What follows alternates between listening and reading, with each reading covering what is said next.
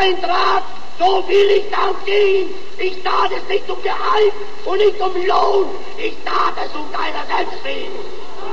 On September 1st, 1939, German armies marched into Poland, and with Hitler's declaration of war, World War II began.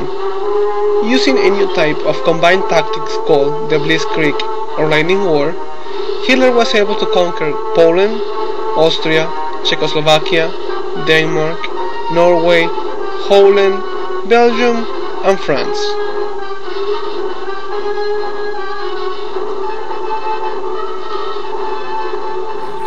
After the defeat in France, British forces in the port of Dunkirk escaped to Britain. They left their tanks, guns, and motorized equipment in order to save the lives of many men. In Parliament, Minister Winston Churchill said, "What General Weygand has called the Battle of France is over. The Battle of Britain is about to begin."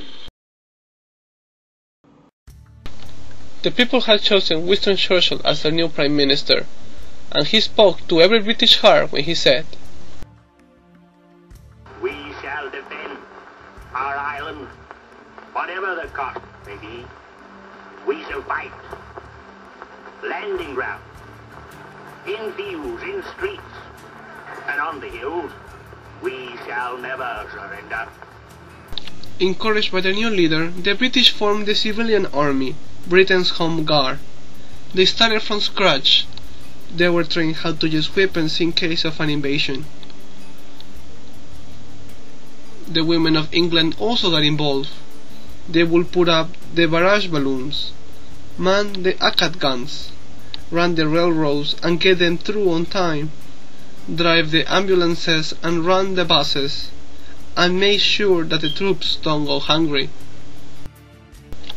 Others worked, men and women alike, building more defenses and airplanes, for they knew the machine bench was as deadly a weapon as a rifle. Meanwhile, Hitler and his generals drew the plans for the invasion of England. This thing was foolproof. See for yourself how it was supposed to be. German plan for invasion of England, Phase 1. Knock out the Royal Air Force and its bases, take control of the air and the ceilings across the Channel. Follow the Blitz plan that had wiped out Poland, the Low Countries and France.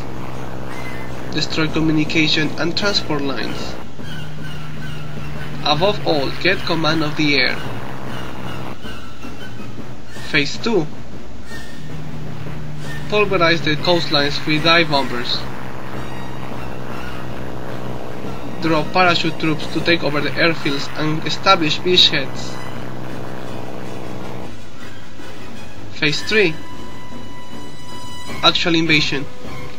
4 of the German panzer divisions are crossing high-speed barges under an umbrella of protecting fighter planes. Then send the spearheads of armed might to divide, surround, destroy all opposition. That's all there was to it. Finally, the total conquest of Britain. Hermann Göring, Commander-in-Chief of the German Luftwaffe, together with Albert Kesselring, Commander of Luftflotte 2, and Hugo Sperl, Commander of Luftflotte 3, received Hitler's orders and gathered their fighters and pilots.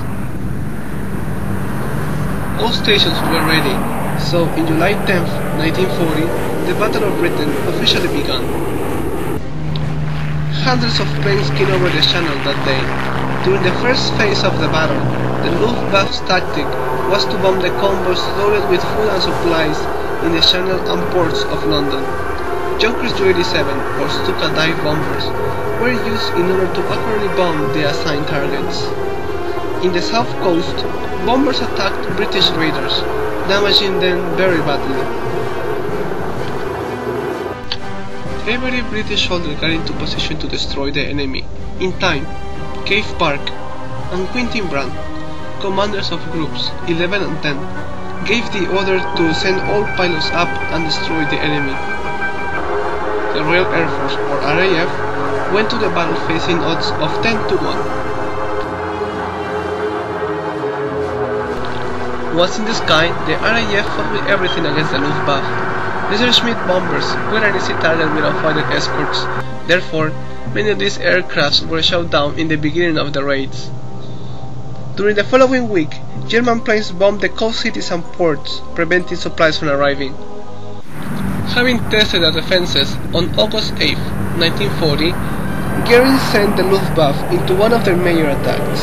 The plan this time was to destroy the RAF on the ground and in the air. This would be the beginning of the invasion according to the plans. By mid-August, the invasion of Britain, or Operation Sea Lion, was already in progress. All German troops and machinery had gathered on the northern coast of France. They were waiting for the Luftwaffe's victory in order to begin the invasion. German bombers were causing as much destruction as possible. The Luftwaffe accomplished its first objectives. Air bases and airfields were hit. Airplanes were destroyed on the ground as well as in the air during combat. But the German casualties increased, and by September, Hitler had lost around 600 planes, and victory seemed far from German hands. Therefore, Hitler ordered attacks in the industrial centers. Maybe he could knock out the RAF in the assembly lines. He used new tactics too. He sent more fighters and less bombers. After 2 months of raids, Britain was ready. Their improved radars and listening posts warned of the enemy approach while they still were in the channel. Germans bombed the assembly lines, but the workers did not stop production. The RAF kept on flying and shooting down the Luftwaffe, smashing down the Nazis' plan. Invasion plans were going haywire. Hitler knew he had to crush the British spirit, so he ordered Goering to bomb London. The first attack on London took place on September 7, 1940, when 375 German planes came flying. The Battle of Britain became the Battle of London. There were no military objectives, this was just savage destruction. After the bombing, everything was chaos. Homes, shops, train stations, hospitals and churches were destroyed. The Germans had no compassion of anything or anyone. Although they changed plans, German bombers were still being intercepted by RAF fighters. The Nazis had to come up with a new tactic. Therefore, in October 6, 1940, they changed to night attacks. This way, they might avoid the Hurricane and Spitfire planes and concentrate on bombing the cities, destroying the will to fighting people, and make them cry for mercy. Because the RAF fighters were not effective at night, the battle was only German bombs against British guns. In reply to this attack, Winston Churchill sent some British bombers to bomb Berlin. Hitler yelled, "Night gangsters! For this I will accept 1,000 for revenge." So, in November 14th, all available bombers were sent to bomb London.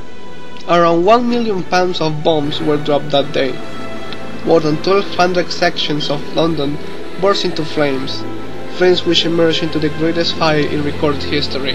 The people prayed and waited in the shelter and came out into the wreckage in the morning, but they continued working because they knew this was the people's war.